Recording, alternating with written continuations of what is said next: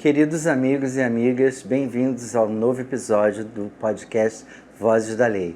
Hoje, nossas convidadas são duas mulheres, para dar uma quebra nesse ambiente tão masculino, algumas vezes, que é a advocacia.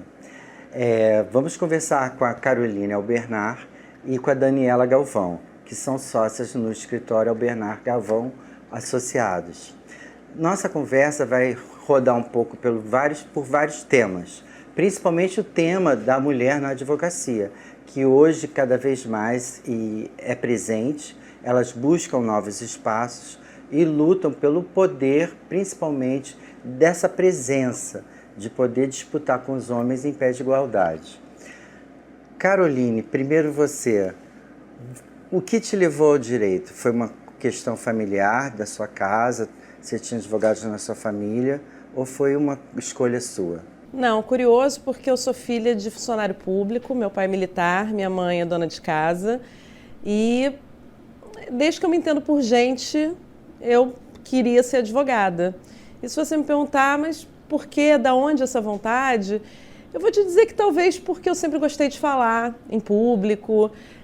Meu apelido em casa era defensora dos fracos e oprimidos, então acho que eu já gostava de defender as outras pessoas, argumentava, buscava essa coisa pela palavra, de você conseguir se colocar e conquistar as coisas por intermédio da palavra. Então foi um caminho natural. Quando chegou o momento de eu pensar, vestibular, o que eu vou fazer, o direito foi um caminho natural. E você, Daniela? Me conta um pouco. A minha resposta não é glamurosa igual a dela, não. A verdade é que com 16, 17 anos é cruel você ter que definir o resto da sua vida, né? Nem todo mundo tem dentro de si já um talento nato ou uma definição de eu quero ser determinada profissão. Então eu não tinha esse objetivo específico do que eu queria ser. Meu pai era advogado e ele meio que me obrigou a fazer direito. Dentre as minhas opções, as mais loucas e variáveis possíveis, ele veio com a ideia do direito, que o direito de fato é uma carreira que te possibilita um leque de opções enormes de concurso público, e dentro do concurso público uma variedade, enfim. E aí eu acabei optando pelo direito. Passado uns anos, vieram me perguntar isso, amigos perguntando, mas você já quis ser jornalista, quis ser psicóloga? Como é que está você na advocacia? Hoje, olhando para trás, eu sou formada mais de 26 anos, eu não me imagino executando nenhum outro trabalho que não advocacia. Eu não sei se é ela que me encontrou, não fui eu que encontrei ela, não, ela que me encontrou. Então, hoje eu sou advogada no sangue e na alma. E esse encontro, ele ocorreu praticamente quando? Durante a faculdade, a universidade, ou ele veio depois com o trabalho? Na prática, porque a faculdade de Direito... O Direito ele é muito a experiência do dia a dia, como a medicina, são experiências de lidar com o ser humano. A faculdade é teórica. Então, acho que depois que eu saí da faculdade, quando eu comecei a exercer a advocacia, e aí vai ao encontro do que a Caroline falou, você defender, argumentar, e principalmente quando você conquista algo positivo para um cliente em que você acredita no direito dele, é muito compensador. E você, Caroline, me conta uma coisa. Você que tem uma vocação nata para o direito, você se descobriu advogada em que questão particular? Você queria fazer concurso público? Você procurou uma advocacia e depois você buscou, encontrou a sua verdadeira vocação? Como é que foi isso? Eu acho que a minha vocação me encontrou. Eu fui encontrada por ela. Porque a minha faculdade, fiz uma faculdade pública, estudei na UERJ, e lá a maioria dos alunos, eles entravam já pensando na coisa do concurso público. Era uma faculdade com muita tradição em formar funcionários públicos, alunos que passavam rápido nos concursos. E eu, por uma questão familiar, uma questão de recursos financeiros, eu precisei estagiar cedo. Precisava ganhar o meu dinheiro. Então, eu não pude me dedicar, nem foi um dilema, né? Porque eu precisava do estágio para ganhar aquela bolsa que era importante para mim. E aí, na hora de procurar, isso é engraçado, por isso que eu digo que a minha vocação me encontrou. Porque quando eu fui procurar o estágio, na época ainda eram aquelas listas telefônicas de página amarela, E a gente mandava pelo correio o currículo, não foi por e-mail. Meu currículo chegou no envelope pardo e eu escolhi escritórios que tinham mais de 2 andares, quer dizer, mais de um andar, com 2 andares no mínimo, porque eu achava, um escritório grande, vai ser bom. Eu não escolhi área, eu mandei para tributário, civil, criminal. E aí eu fui chamada para uma entrevista no escritório criminal. E lá fiquei até me formar, estagiei lá durante uns 4 anos, salvo engano, e lá eu descobri a minha vocação. Não só que eu queria ser advogada, não fui fazer concurso, nada parecido, descobri que eu queria ser advogada e advogada criminal. Então, eu acho que eu fui encontrada pela minha vocação. Dentro desse teu trabalho, você teve uma referência ou você se apaixonou pelo trabalho mesmo? Não, eu acho que além do direito penal ser a paixão, os alunos... É famoso esse bordão de que você se apaixona pelo direito penal, mas casa com o direito civil. No meu caso, óbvio que o direito penal tem esse glamour, tem a coisa dos casos serem mais interessantes, a gente ficar apaixonada pelas questões que envolvem o direito penal, mas eu tive grandes mestres. Eu dei sorte de começar a minha vida profissional com profissionais que eram referência. E não só profissionais muito competentes, mas muito generosos também. Porque, ainda estagiária, eu participava de reuniões, eles faziam questão que os estagiários assistissem aos julgamentos. Nenhuma peça no escritório ela era protocolada sem que todos lessem. Então, era uma oportunidade muito rica de participar, de entender as estratégias, de aprimorar a escrita, porque também muito cedo eu tive a oportunidade de minutar peças, recursos, além de, óbvio, aquelas questões bem características da função de estagiário, como pesquisa de jurisprudência, ir ao fórum, na época que a gente ainda ficava lá com o umbigo no balcão, falando com o servidor, nas delegacias também, que é uma experiência muito rica no direito penal. Então, esse conjunto de atividades que eram as características dos estagiários, mas também aquelas que se aproximavam mais do dia a dia dos advogados, que eu pude desde cedo participar e vivenciar, isso junto com a magia do direito penal fez com que eu, de fato, quisesse seguir nessa carreira e nessa área. E você, Daniela, conta um pouco da sua trajetória pra gente. Então, eu também comecei a estagiar cedo, mas comecei na defensoria. Na época tinha, não sei como é hoje, a opção de você ser estagiário oficioso, que então não era antes de fazer o concurso e logo no terceiro período eu comecei a estagiar. Em defensoria é uma velocidade, mergulhar naqueles problemas, principalmente problemas que tem uma questão social que precisa ser vista com uma ótica que a classe média não vê.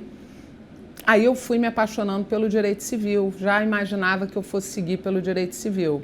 Quando eu me formei, tinha aquele apelo de que era bom fazer concurso público, principalmente para as mulheres, porque aquilo daria uma estabilidade, aquilo permitiria uma maternidade mais tranquila. Cheguei a cogitar, mas não é meu perfil também. Não é. Eu acho que eu não consigo ser uma pessoa imparcial, de forma alguma. Eu tenho que ter um lado. E fui sendo sugada pelo direito civil já desde o início.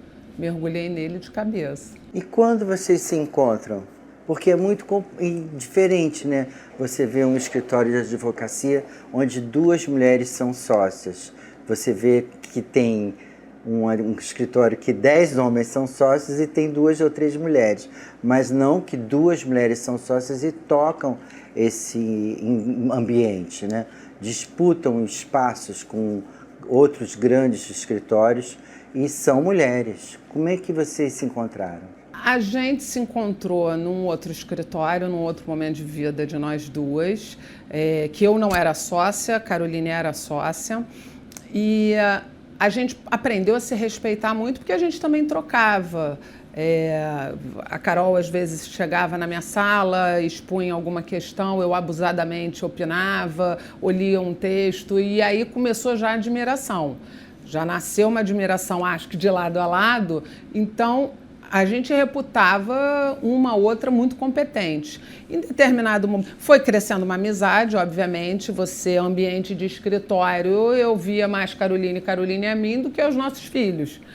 Então, essa crescente de amizade e admiração, porque eu sempre digo para clientes, quando eu indico a Caroline, porque algumas matérias acabam convergindo, tanto a área civil e família também podem resvalar no criminal. Quando eu indico a Carol para alguém, eu sempre digo o seguinte, olha, ela até é minha sócia, mas eu te indico porque é profissional muito gabaritado. Então, primeiro, número 1, tinha que ser esse dado, uma admiração mútua. E aí, em 2016, a gente realmente resolveu seguir com as próprias pernas. É porque é um casamento, né? Eu brinco que hoje a minha relação mais estável é a que eu tenho com a Daniela. Ela é a minha cônjuge profissional. Então, é curioso porque não foi nada planejado, mas é uma relação que ela é construída espontaneamente. Quando a gente decide, em 2016, montar o nosso escritório e seguir com uma sociedade, é porque ao longo dos 4 anos anteriores em que a gente trabalhou nesse escritório, em que eu já era sócia, foi nascendo justamente isso, a admiração, a parceria, a confiança. E um dado interessante que é uma experiência diferente. A Daniela sempre trabalhou em grandes escritórios, com grandes equipes. Eu venho de um escritório, apesar de grande, um pouco numeroso, eram poucos advogados. Quando eu saio desse escritório para abrir o meu próprio escritório, para seguir na minha carreira solo, o que mais me fazia falta era a troca, era a possibilidade de você dividir um problema, dividir uma estratégia, ou então uma peça. Olha, Lê, vê o que você acha, ter uma opinião de alguém que você confia e que tem um interesse comum. Então, para mim, foi assim, um outro momento definidor de carreira, porque quando a gente tem esse encontro, que tem várias características que dependem com quem você está trabalhando, quem você encontra do outro lado, mas foi um porto seguro, porque aí eu tive essa possibilidade de troca, que eu acho que é fundamental. E como é que o mercado recebeu essa história? 2 mulheres atuando juntas, dividindo um espaço, escritório e buscando clientes, porque não é só sentar aqui e dizer, olha, somos lindas, maravilhosas e vocês venham a mim. Não é isso, a gente tem que empreender nesse caminho da advocacia, é um caminho árduo. Como é que o mercado recebeu vocês duas? O mercado ainda precisa receber e certamente vai precisar por muitos anos ainda, porque não só a advocacia, pelo menos o país que a gente vive, e na advocacia isso é igualmente marcante, você tem estereótipos. Então, criou-se um estereótipo que o advogado, que é inata combatividade, assertividade, ele funcionaria melhor na pele de um homem, porque os homens são mais aguerridos, mais combativos, e é óbvio que isso é um estereótipo. Isso hoje eu vejo também que, da mesma forma, se procuram mulheres para o direito de família. A mulher é sensível. Para o direito criminal, a Caroline sofre muito mais, ela vai poder falar com mais propriedade, mas não é algo muito exposto, não é exposto, mas existe uma diferença de receptividade entre homens e mulheres, sem a menor dúvida. Falam muito da mulher que tem muitas advogadas, trabalham e tal, mas que elas não conseguem chegar a um posto de comando, que há uma dificuldade muito grande no mercado da advocacia, delas chegarem a cargos que realmente têm uma posição de poder. O que você acha? Vocês devem conhecer várias juristas, várias juízas, várias desembargadoras, ministras até, mas que isso é uma coisa como se fosse uma maquiagem, que realmente é complicado. Nas funções públicas, é mais fácil as mulheres galgarem postos de destaque Porque ali você entra pelo concurso público, as mulheres já são o maior. Como hoje mais da metade dos estudantes de direito são mulheres, e as mulheres são não só tão competentes quanto os homens, mas são extremamente focadas, na hora de um concurso público, elas passam em pé de igualdade ou até em maior número.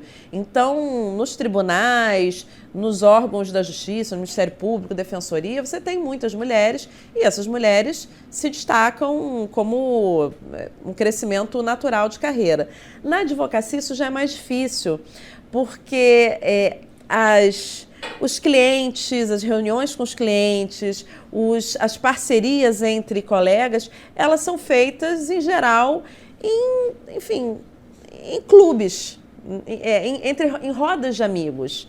Então, aquele clube do Bolinha, é difícil para as mulheres entrar nesse clube.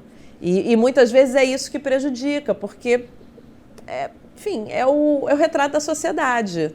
A gente não escapa, na advocacia, de um retrato que se expande aí para várias outras áreas. Mas você acha que nessas questões associativas, principalmente de OAB,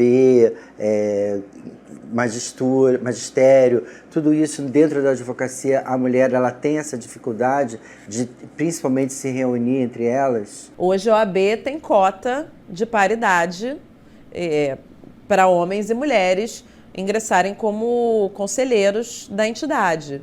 Então já é uma conquista recente, mas é um passo importante. Então hoje temos a nossa cota para sermos representadas. Mas isso a gente está falando de associações de classe. No mundo corporativo ou no âmbito da advocacia, muitas vezes a gente percebe que o cliente estranha, o cliente não chega, porque a indicação, você vai indicar o seu amigo, você vai indicar aquela pessoa com quem você frequenta o clube no fim de semana. Então, o fato de, nas empresas, por exemplo, você ter um número maior de diretores e haver esse clube do Bolinha, reflete na advocacia, reflete nas parcerias. Mas você acha, por exemplo, que seus clientes hoje, a maioria são mulheres?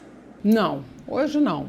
Mas se eu for apresentar um portfólio numa empresa, se eu for me apresentar, a questão central é a seguinte. Isso até nos ambientes de liderança, como você começou abordando, se você tem dois profissionais paritários, paritário de honorários, paritário de qualificação, essa balança sempre vai pender para o lado do homem. Salvo, como eu te falei, em direito de família. Vai pender. Na minha vida, desde que a gente montou o escritório, pelo menos, e funciona muito bem para a advocacia, a gente é muito indicado por parceiros, por amigos, por quem já conheceu o meu trabalho. Então, uma pessoa vai indicando a outra e os clientes vão chegando por isso. Vão chegando, olha, fulano me recomendou muito você porque teve um êxito. E agora, um dado interessante para você entender como é que funciona isso. Muitas vezes eu fui procurada por clientes que foram recomendados por ex-clientes que já me ligavam dizendo o seguinte: olha, eu preciso de um advogado muito combativo. Fulano disse que você é um homem. Eu cansei de ouvir isso. A Daniela é ótima, porque, cara, essa daí é homem. Eu falava, não, na verdade eu sou mulher, por isso que eu sou ótima. Entende? Então, assim, sempre foi uma qualidade. É uma qualidade da mulher dentro da advocacia quando ela é um homem. Agora me fala uma coisa, Caroline. Empreendedorismo feminino na advocacia existe? Existe cada vez mais. A gente está num momento em que as mulheres estão cada vez mais empreendendo e até por uma necessidade de acomodar a vida pessoal, a vida profissional. Então, quando a mulher ela abre o seu próprio escritório e empreende numa atividade autônoma, ela pode se organizar melhor e acomodar esses outros campos da vida. A advogada empregada, às vezes, ela fica mais engessada. Como é que eu vou assistir a apresentação de balé da minha filha, o futebol do meu filho. Então, essa possibilidade de você ser dona do seu próprio negócio, ter o seu escritório de advocacia e gerir esses campos da vida, eu não tenho dúvida de que é o maior atrativo para a mulher quando ela empreende e decide montar o seu próprio escritório.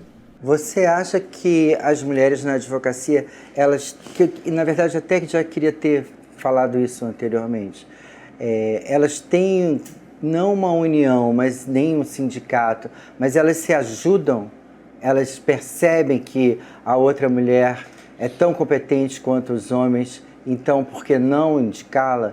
Por que não estar junto com ela? É um movimento. Cada vez mais, repito, as mulheres estão se percebendo como um grupo que precisa se ajudar e que precisa se valorizar.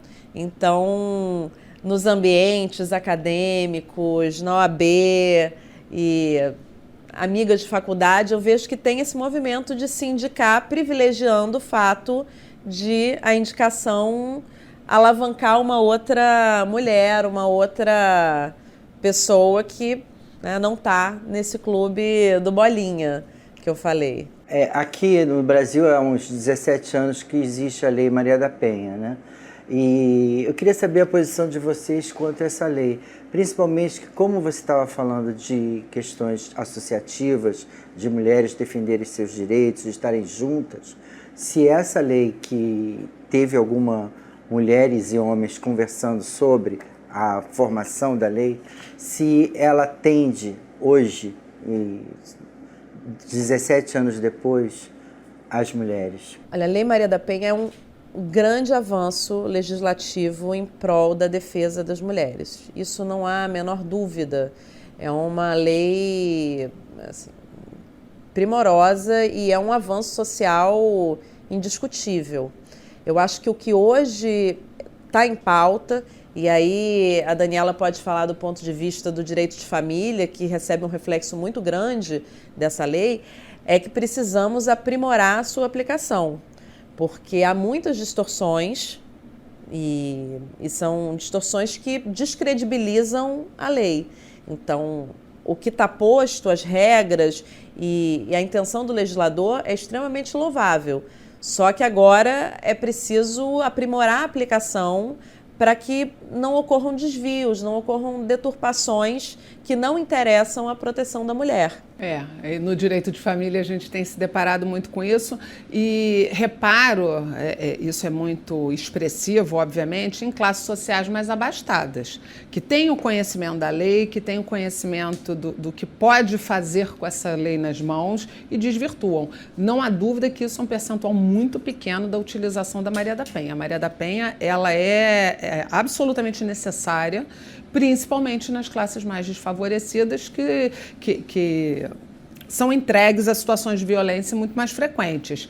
E a gente encontra com muita frequência, lamentavelmente, porque o que a Carol falou descredibiliza um instituto tão importante, mas tem se encontrado cada vez mais situações de mulheres que invocam a Lei Maria da Penha e, ao fim de uma instrução, ela foi nada mais, nada menos do que uma manipulação para algum ganho em outro tipo de procedimento contra aquele ex-cônjuge.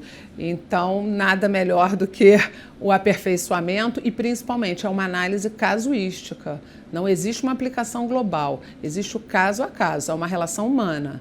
Então, casuisticamente, tem que se aferir, tem que se ter a imparcialidade de verificar se aquele caso realmente houve um abuso, uma violência ou se é algum tipo de manipulação. Esses crimes na internet, principalmente que é usada as redes sociais contra a mulher, no sentido principalmente da questão do assédio, como é que você vê isso? Você acha que a gente está bem amparado, as mulheres estão bem amparadas pela lei, ou se ainda falta muita coisa para caminhar? A velocidade das transformações e dos avanços tecnológicos é tão forte que a lei tem dificuldade de acompanhar. Hoje a gente não tem, infelizmente, instrumentos legais e aparato também investigatório que faça frente a todos esses avanços e ao uso nocivo que se faz dessa tecnologia. Então, as mulheres, no âmbito da divulgação de imagens, de revanche com ex-namorados, ex-maridos que vazam fotografias íntimas, vídeos e algum outro tipo de instrumento de chantagem, muitas vezes, ele é detectado, mas é muito difícil você fazer a investigação, é muito difícil você comprovar a autoria desse tipo de comportamento. Então, eu não acredito que a gente tenha leis, mas muito mais do que as leis, a gente também não tem os instrumentos necessários para a investigação e para a apuração desse tipo de crime. Como é que funciona hoje o escritório? O que vocês atendem mais? Que tipo de causa vocês estão atendendo? Como é que é um projeto do dia a dia e também o projeto do futuro da Albernaz e Galvão? Então, a gente é casamento com comunhão universal de bens. A gente é uma estrutura só, a gente brinca que fechou a porta, é tudo nosso, está tudo em casa, e a gente tenta, inclusive, implementar esse pensamento em toda a equipe. Mas é óbvio que na execução do trabalho, Caroline tem a área criminal dela, que gira com os advogados dela, os estagiários dela, e eu tenho a minha, civil, base muito focada na área empresarial, e família e sucessão. São equipes distintas. Aliás, o engraçado do nosso escritório, a gente não buscou isso não, tá? Mas o nosso escritório é composto quase... Porque como toda unanimidade é burra, tem um advogado homem, o resto são só advogadas mulheres. E cada um executa esse trabalho de uma forma individual, mas a gente se ajuda muito o tempo todo. Até porque a gente tem, além das bancas, de cada macaco no seu galho, a gente tem as questões administrativas, a gente tem as questões de RH, porque é muito mais, assim, muito difícil você administrar pessoas, você lidar com as necessidades e com o perfil de cada um. Então, esses temas da administração, da gestão de pessoas, é uma coisa que eu e Dani partilhamos muito. A gente conversa no horário de expediente, às vezes a gente está em casa e a gente está falando de trabalho, fim de semana. A gente divide muito essa parte de administração e gestão, apesar de cada uma tocar a sua banca, mas eventualmente se ajudar porque somos um time. Então, vestimos o time do Albernaz e Galvão, vestimos o uniforme, né, desse time, e se precisar eu faço audiência civil, se precisar também ela faz a criminal, e a gente segue assim. Vocês duas são cariocas.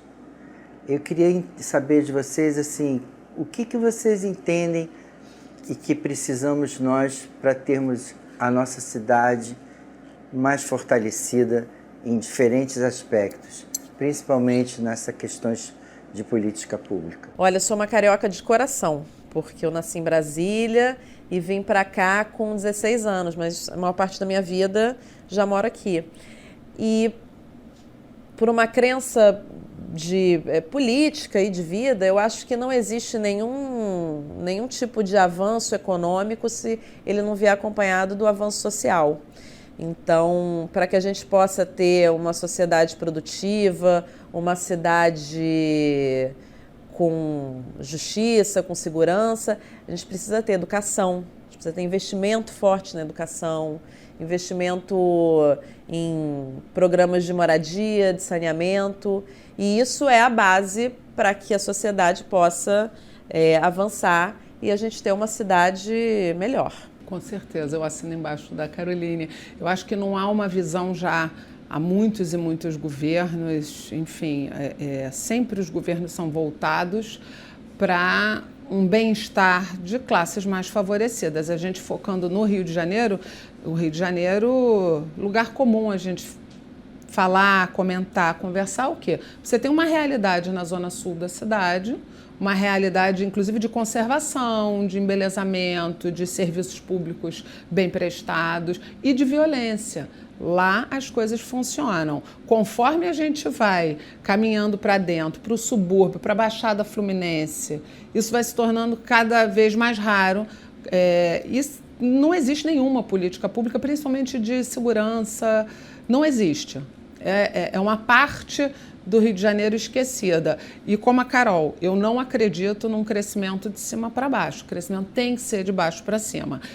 São bem-vindas as obras de maquiagem que a gente brinca, de embelezamento, são bem-vindas, mas a gente necessita de obras mais profundas. Mais estruturais. Estruturais. Para as meninas que estão chegando na faculdade agora, que sonham em ser advogadas, que sonham em ter seus escritórios, trabalhar mesmo em outros escritórios que sejam grandes, porque às vezes o trabalho em outro escritório também leva você a ter grandes inspirações, né, com outras pessoas importantes e tudo. O que você tem, assim, vocês têm para dizer para elas, além dessa questão do sonho, né, que todo mundo fala muito do sonho, que sonhei muito em estar aqui, sonhei muito em conquistar, mas há um fazer, né, diário, assim, que eu vejo na carreira de vocês. O que vocês acham importante? Eu acho que sonho não funciona para advocacia, funciona o objetivo. Você tem que ter um objetivo e buscar ele. Grande parte da minha trajetória foi como advogada pertencente a outras bancas. Eu empreendi com a Caroline em 2016. Então, eu passei por vários papéis, por vários cargos dentro disso. E as mulheres, cada dia mais, elas são autoconfiantes. Elas se sentem mais presentes e mais firmes com isso. E a gente precisa caminhar com firmeza e se fazer respeitar dentro dos seus ambientes, principalmente dentro de escritórios ou empresas em que há competição. Você está competindo com um par, né? Em resumo, é isso. E você tem que se firmar como um agente em igualdade de condições. Hoje, eu vejo que ainda tudo é muito artificial. São artificiais. Foi imposto uma paridade, por exemplo, na OAB de gênero. É uma imposição.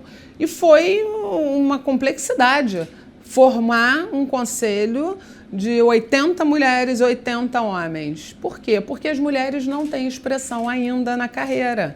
Eu brinco com os colegas que eu digo o seguinte: em 5 segundos me diga o nome de 5 advogadas fluminenses de relevo, que tenha projeção. E aí sempre vem 1, 2 e... peraí, acabou. Não tem. A gente chega a um determinado patamar e quando para subir, vão subir os homens. E é isso que as mulheres dentro desses ambientes têm que fortalecer cada vez mais, têm que se impor como uma força de trabalho absolutamente igual à masculina. Não existe... É comum, quando a gente recebe currículos, as mulheres, numa entrevista, me dizerem: olha, não tenho filhos e nem pretendo. Olha, meus filhos já são grandes. Eu nunca perguntei. Eu acho que a mulher vai administrar a sua vida, vai administrar o seu pessoal com o seu profissional. Eu sempre administrei e acredito que ela vai administrar. Até porque a luta, Zé, eu acho que ela começa dentro de casa. Eu acho que eu comecei as minhas batalhas feministas com meu pai, quando eu dizia para ele que eu não ia usar a roupa que ele achava que era adequada para mim. Aquele famoso ciúme de pai: essa saia está muito curta, você não vai sair com ela? Eu saio com o que eu quiser. Já era abusada desde nova, sempre fui abusada. E depois disso, quando você se casa, eu lembro de uma conversa que eu tive com meu marido antes da gente casar, que eu falei: olha, a gente está casando para seguir junto? Porque eu não vou ser sua mãe, não. Eu não vou chegar em casa para ainda dar conta de um trabalho acima, com uma carga maior. Se a gente sai no mesmo horário, volta no mesmo horário. Não existe uma flexibilidade maior minha. Então, se assim para administrar uma vida dentro de casa, na rua, no trabalho, você tem que contar com companheiros que dividam com você na mesma proporção. E eu acho que é isso que eu espero dessa geração, que é uma geração muito mais forte, muito mais dona das suas verdades, muito mais aguerrida. A gente vê isso em todas as áreas. Eu fico muito feliz quando eu vejo hoje essa garotada que vem se formar. É uma garotada que é muito indignada com racismo, com homofobia, com machismo. Eles são indignados. E eu espero que levem isso para dentro do dia a dia, com a mesma imposição, com a mesma firmeza. Agora, sem ser ingênua, para que se possa, para que jovens, estudantes de direito, estudantes que querem seguir na advocacia, para que elas possam lutar por esse lugar de igualdade, por esse lugar ao sol, eu acho que ainda é preciso ser a mais qualificada, a mais dedicada.